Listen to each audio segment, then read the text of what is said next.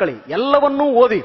ಧರ್ಮ ಎಂದರೇನು in it true sense, ನಿಜವಾದ ಅರ್ಥದಲ್ಲಿ ಧರ್ಮ ಎಂದರೇನು, ರಾಷ್ಟ್ರ ಎಂದರೇನು, ರಾಷ್ಟ್ರ ಪ್ರೇಮ ಎಂದರೇನು, ವ್ಯಕ್ತಿತ್ವ ಎಂದರೇನು ತಿಳ್ಕೊಳ್ಳಿ.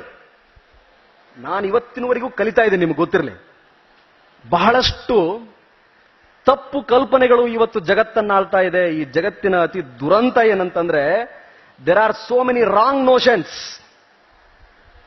ಮೂಢನಂಬಿಕೆ, ಕಂದಾಚಾರ, ತಪ್ಪು ಕಲ್ಪನೆ, ಮೂಗಿನ ನೇರಕ್ಕೆ ಕೊಟ್ಟ ಅರ್ಥ, ವ್ಯಾಖ್ಯಾನಗಳು ಎಲ್ಲರನ್ನೂ ಆಕರ್ಷಿಸ್ತಾ ಇದೆ.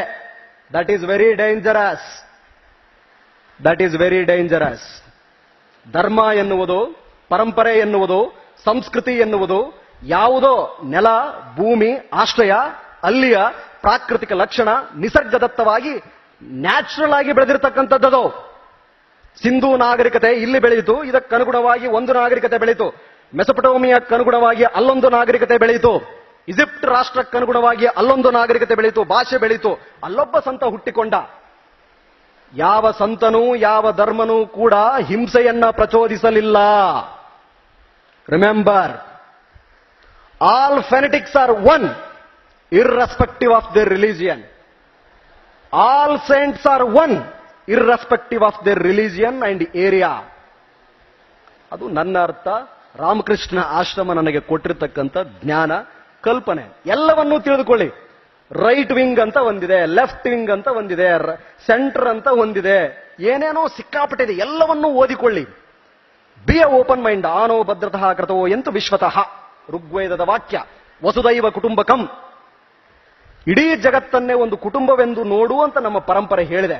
ಸರಿಯಾಗಿ ತಿಳಿದುಕೊಳ್ಳಿ. ಯಾವುದಕ್ಕೂ ಜೋತ್ ಬೀಳಬೇಡಿ. ಒಂದು ವೇಳೆ ಒಂದು ತತ್ವ ಅಂಶವನ್ನ ನಂಬಿದ್ದೇ ಆದಲ್ಲಿ ಪಕ್ಕ ಇರಿ. ಸೇಕ್ ಆಗಬೇಡಿ. ಯಾರೋ ಬಂದು ಸೇಕ್ ಮಾಡಿಸ್ತಾರೆ ಅಂತೇಳಿ. ವಿದ್ಯಾರ್ಥಿಗಳಿಗೆ ರಿಮೆಂಬರ್, ಬಿಕಾಸ್ ಅದು ನಾಳೆ ಒಂದು ದಿವಸ ನಿಮ್ಮನ್ನು ಆಳುತ್ತೆ. ದಯವಿಟ್ಟು ಹಾಗಾಗ್ಲಿಕ್ಕೆ ಅವಕಾಶ ಕೊಡಬೇಡಿ. ಅದೆಲ್ಲಕ್ಕೂ ಅರ್ಥವನ್ನ ಸರಿಯಾಗಿ ತಿಳಿದುಕೊಳ್ಳಿ. B fair, transparent.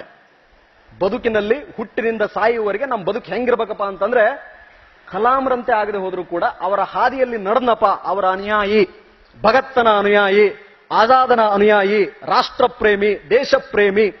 Religion is a way of life. ಬದುಕಿನ ಒಂದು ಹಾದಿ ಅದು ಅಷ್ಟೇ.